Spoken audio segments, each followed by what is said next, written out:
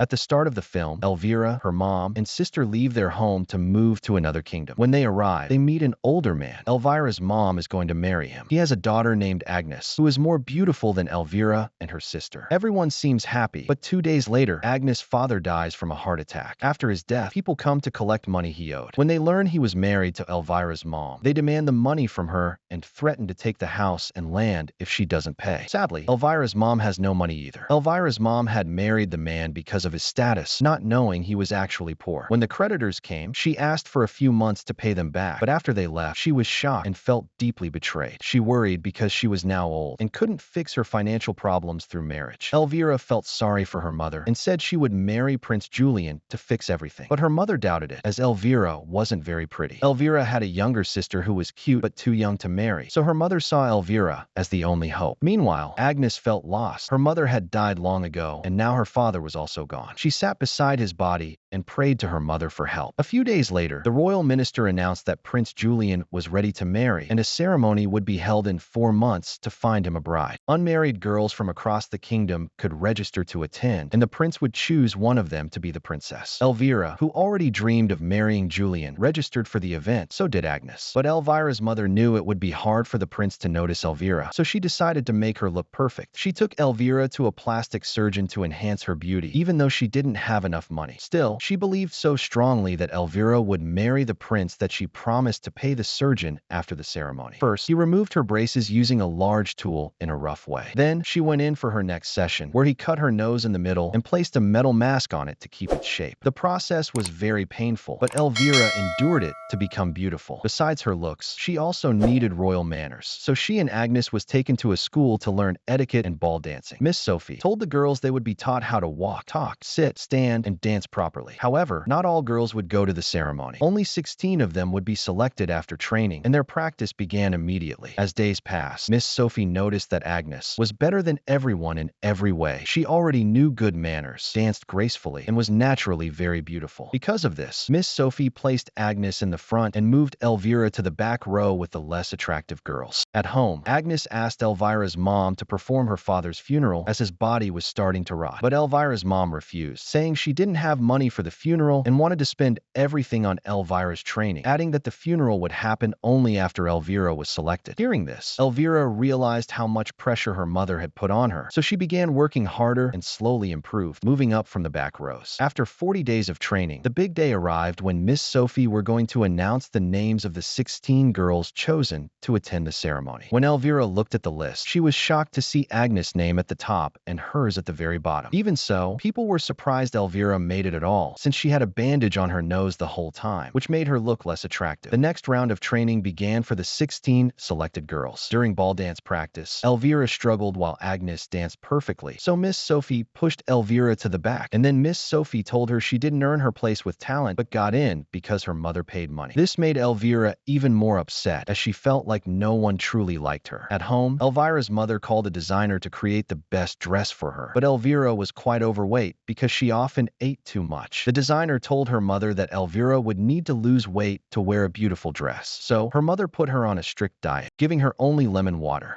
The next day, Miss Sophie met with each of the 16 girls one by one to understand their inner beauty through conversation. When Miss Sophie spoke with Elvira and was moved by her thoughts and struggles, how Elvira kept trying to fit into society, working hard despite being mocked, and still holding on a hope. Miss Sophie secretly gave Elvira something special to help her slim down more quickly. Elvira later showed the secret item to her sister, revealing it was a tapeworm egg. She explained that Miss Sophie had told her if she swallowed it, the worm would absorb all the food she ate, helping her lose weight quickly. Once she married Prince Julian, she could kill the worm by taking an antidote. Her sister tried to stop her from eating it, but Elvira was desperate to marry the prince, so she swallowed the egg without hesitation. Meanwhile, Prince Julian visited the area for hunting, and Elvira saw him, dreaming again of being with him. But later, on the way home, she spotted her Agnes with their servant and told her mother. Hearing this, Elvira's mother became furious and punished Agnes by beating her and then made her a maid in their own house, forcing her to stay indoors. Elvira was happy about this because she saw Agnes as her biggest rival. Since Elvira had already eaten the tapeworm, She wasn't worried about gaining weight, so she secretly ate a lot of food which Agnes brought her, hoping Elvira wouldn't lose weight.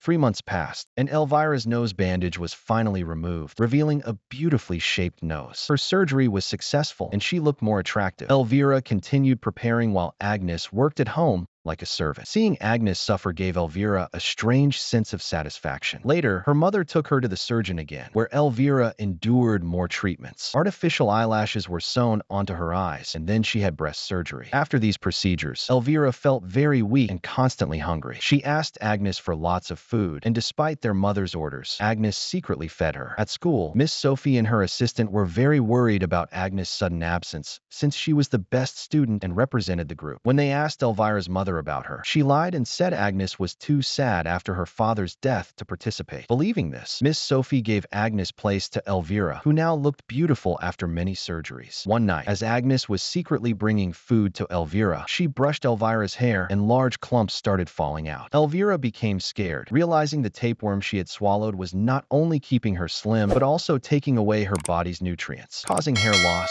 and making her weaker. When Elvira's mother heard that Elvira was chosen as the opening performer for the ball dance in place of Agnes, she ordered a new, even more beautiful dress for her daughter. Later, when Agnes came to see them, Elvira and her family treated her badly out of jealousy and fear that she might still outshine Elvira. While the designer was fitting Elvira's dress, he noticed her hair was falling, so he made her a wig to hide her flaws. Meanwhile, Agnes, determined to attend the ball, found her late mother's luxurious gown, once worn by the most beautiful woman in town. But when Elvira saw it, she became jealous and ripped it apart, leaving Agnes heartbroken. She cried beside her father's body. In that moment, the spirit of her real mother appeared, taking pity on her and giving her magical shoes so she could attend the ball. But everything would return to normal at midnight, and she had to keep her face hidden. That night, Elvira performed the opening dance, impressing everyone with her fake beauty. Prince Julian chose her as his partner, and for a while, everything went just as she had planned. But then a mysterious masked girl in a glowing blue gown arrived, capturing everyone's attention. The prince, enchanted, left Elvira and began dancing with Agnes, unaware of her true identity. That mysterious girl was none other than Agnes, who had come wearing her magically restored blue gown, shiny glass shoes, and a mask to hide her face, just as her mother's soul had told her. Behind a magical glass shoe on the stairs, just like in the classic Cinderella tale. The prince picks up the shoe and declares that the girl whose foot fits the shoe perfectly will become the princess. Furious, Elvira returns home, knowing Agnes is the mystery girl. She attacks Agnes, takes the remaining shoe, and tries to wear it herself, but no matter how hard she tries, the shoe doesn't fit her. The reason is that it's a magical shoe, meant only for Agnes, gifted by her mother's spirit, and it will never fit. Elvira takes a large knife and brutally cuts off her toes to force her foot into the magical shoe. Her mother and stepsister rush in. Shockingly, their greedy mother, driven by the dream of wealth and status, takes the knife and, without remorse, cuts the toes off Elvira's other foot while she's unconscious. Her little sister is horrified, realizing that her mother's greed has turned into madness, so extreme that she would mutilate her own daughter just for a chance at royal power. Elvira, broken and in immense pain, hears an announcement that Prince Julian is coming to their house to try the magical shoe. Struggling to move, she forces herself out of bed but can't even stand. She crawls and tumbles down the stairs, badly injuring herself. As she lies there, she looks up and sees Agnes wearing the same gown Elvira had once torn apart. Prince Julian arrives, and when Agnes wears it, it fits perfect. Her little sister, feeling deep pity for her stepsister, quickly gives her the antidote Miss Sophie had once provided to kill the tapeworm. To protect themselves and leave behind the toxic influence of their greedy mother, both sisters run away from the palace, choosing a simple, peaceful life. The story ends with them walking away together.